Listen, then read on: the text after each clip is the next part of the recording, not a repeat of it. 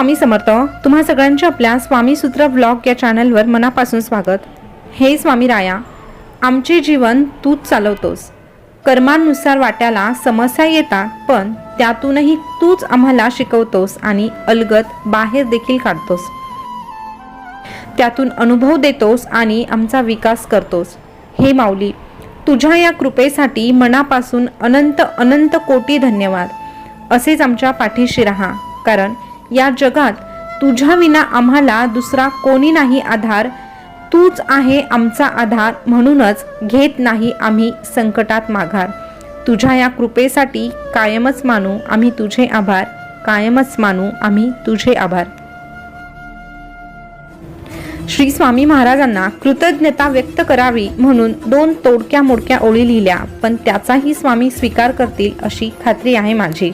आणि असेच आशीर्वाद कायम पाठीशी राहावे असं जर वाटत असेल तर कायम आपण स्वामींना आपल्या सोबत घेऊन चालायचं आहे। स्वामींना सोबत घेऊन चालायचं असेल तर स्वामींचं नामस्मरण करणं जितकं गरजेचं आहे, तितकंच स्वामी संदेश ऐकणं देखील गरजेचं आहे। आणि ऐकल्यानंतर ते समजून घेणं, आचरणात आणणं त्याहूनही महत्त्वाचं आहे। मग बघा कसं अवघड वाटणारं आयुष्य अगदी सोपं होऊन जातं। तर स्वामी भक्त हो, आजचा स्वामी संदेश जर तुम्हाला ऐकायचा असेल तर हा व्हिडिओ शेवटपर्यंत आवर्जून बघा। स्वामी काय सांगतात ते आता आपण जाणून घेऊया। स्वामी आपल्या भक्तांना सांगतात, नशिबात नसलेली गोष्ट खेचून आणण्याचे सामर्थ्य आमच्या सेवेने मिळते। फक्त सेवा करताना निष्ठा ठेव आणि ती गोष्ट मिळवण्याची जिद्द ठेव। मग बघ, अशक्य गोष्ट देखील सहज शक्य तुला वाटू लागते। फक्त स्वतःचं जसं आयुष्य आहे ना, तसं जगण्याचा प्रयत्न कर। त्या जीवनामध्ये नवीन काहीतरी घडवायचं असेल तर तेही घडवण्याचा प्रयत्न कर, पण दुसऱ्याची नक्कल मात्र तेवढी तू करू नकोस, कारण प्रत्येकाचं आयुष्य हे वेगळं आहे। तुला नवीन घडवायचं असेल तर तुझ्या सामर्थ्याने तुला ते घडवावं लागेल। दुसऱ्यांची नक्कल करत बसला तर तुला ते कधीही शक्य होणार नाही। ज्याचे कर्म चांगले आहेत तो कधीच संपत नाही। सत्कर्मी माणसाला जीवनात अडचणी येतात रे, परंतु त्या सुटणाऱ्या अडचणी असतात। पण या उलट जो मनुष्य जाणून बुजून दुसऱ्यांना अडचणीत आणतो ना, त्याच्या अडचणी आयुष्यभर सुटत नाही। म्हणून तू योग्य तेच करत राहा आणि फक्त आमचा हात धरून चालत राहा। उशीर होईल, पण हवं ते सगळं योग्य वेळी मिळेल। योग्य वेळ आली की इतकं मिळेल की मागायला तुझ्याकडे काहीच उरणार नाही। प्रत्येक वेळेस होणारा सूर्योदय हे सिद्ध करतो की अंधार कितीही गडद असला तरीही काही क्षणांनी, काही वेळेने पहाट ही होतच असते। फक्त आलेली पहाट ही आनंदाने स्वीकारायची की गेलेल्या अंधारात गुंतून बसायचं, हे मात्र तुझं तुला ठरवायचं असतं। रोज नवीन आलेली पहाट रोज एक नवीन दिवस घेऊन येते ना, तसंच रोज येणारा दिवस तुझ्यासाठी नवीन प्रेरणा, नवीन उमेद घेऊन येत असतो।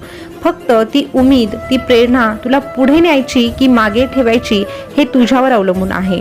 म्हणूनच तुला काही मिळवायचं असेल, तुला काही नवीन घडवायचं असेल, तो दिवस आनंदाने जगायला शिक आणि मेहनत करायला शिक। बघ, जो मेहनत करतो ना त्याच्या पाठीशी आम्ही खंबीरपणे उभे देखील असतो। तुझ्या जीवनात तू स्वतःला इतकं व्यस्त कर की पश्चाताप, भीती आणि द्वेष करायला तुझ्याकडे वेळच उरणार नाही। कारण दुःखी तीच व्यक्ती होते जी रिकामी असते। जीवन हे सुंदर आहे, त्याचा आनंद घेत जा। दुःख हे क्षणभंगूर आहे हे सतत तुझ्या मनाला सांगत जा आणि तुझ्या या स्वामीवर विश्वास ठेवून चांगले कर्म करत जा। मग तुला समजेल की खरा आनंद सुख शोधण्यात नसून समाधान गवसण्यात आहे। कारण सुख हे आयुष्यात येणाऱ्या माणसांवर आणि आजूबाजूच्या परिस्थितीवर अवलंबून असतं। ती माणसं बदलली, आजूबाजूची परिस्थिती बदलली की ते सुखही बदलतं आणि त्या सुखाचं रूपांतर दुःखात कधी होतं हे तुझं तुला देखील समजत नाही। समाधानाचं मात्र तसं नाही। समाधान मिळवता आलं की त्या समाधानाचं रूपांतर सुखात कसं आणि कधी होतं हे तुझ्या लक्षात येत नाही। एव्हाना हे तुला कळणार देखील नाही। फक्त एक गोष्ट लक्षात घे, ज्या समाधानाचं रूपांतर सुखात होतं ते मात्र चिरकाळ टिकतं, हे सदैव स्मरणात ठेव। एक लक्षात घे, परमार्थात उडी मारायला मनाची तयारी लागते। सद्गुरूने सांगितलेल्या गोष्टी देखील निशंकपणाने ऐकाव्या लागतात. तशी तयारी तू ठेव आणि अशी तयारी जर तू ठेवत असशील आणि तुझी इच्छा जर अशा पद्धतीची असेल तर तुला त्या वाटेवर योग्य मार्ग सापडतो आणि तुझा गुरु देखील त्या ठिकाणी तुझी वाट पाहत असतो. आणि ज्याला गुरुची भेट होते, ज्याला गुरु सापडतो, त्याच्या आयुष्यात कशाचीच खंत उरत नाही.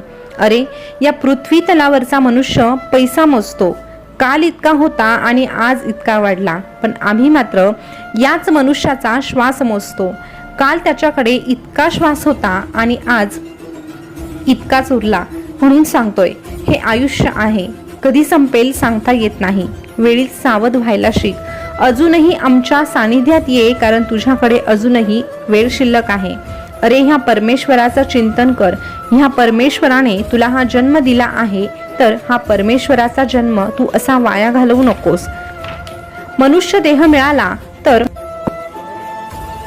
त्या मनुष्य देहाला परमेश्वराची साथ दे. संसार आणि प्रपंच सांभाळताना परमार्थ साधायला विसरू नको. मग बघ, आमच्या कृपेचा वर्षाव देखील तुझ्यावर आपोआप होईल आणि आमची कृपा तुझ्यावर चिरंतर टिकेल.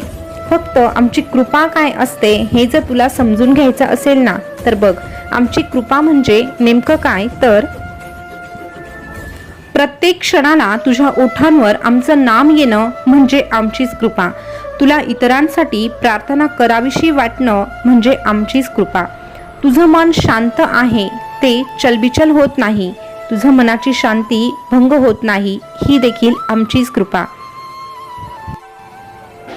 तू जिथे जिथे जातो तिथे तिथे तुला आम्ही भेटतो, ही देखील आमचीच कृपा. नकळत तुझ्या वाट्याला तू ठरवलेली न गोष्ट मिळणं, ही देखील आमचीच कृपा. तुझं हसणं आणि मनातून इतरांना माफ करून देणं, ही सुद्धा आमचीच कृपा.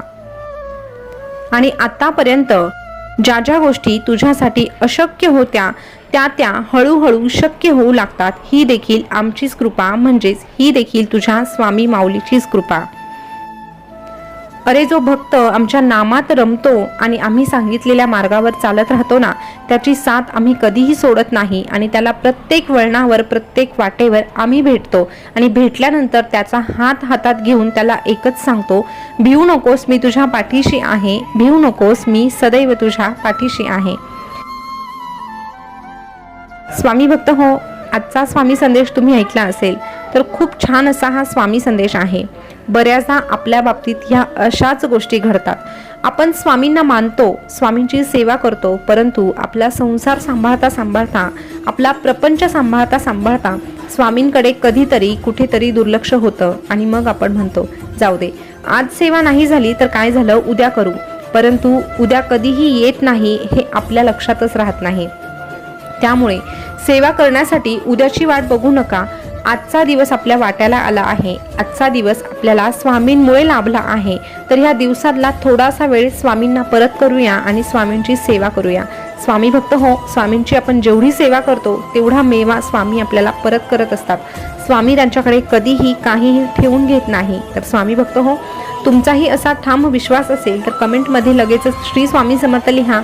आणि असेच स्वामी संदेश तुम्हाला ऐकायला आवडत असेल तर आपल्या स्वामीसूत्र ब्लॉग या चॅनलला आताच सबस्क्राईब करा.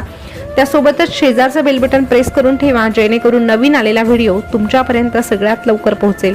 पुन्हा भेटूया नवीन स्वामी संदेश घेऊन. तोपर्यंत स्वस्थ रहा, मस्त रहा आणि आपले स्वामी संदेश ऐकत रहा. धन्यवाद.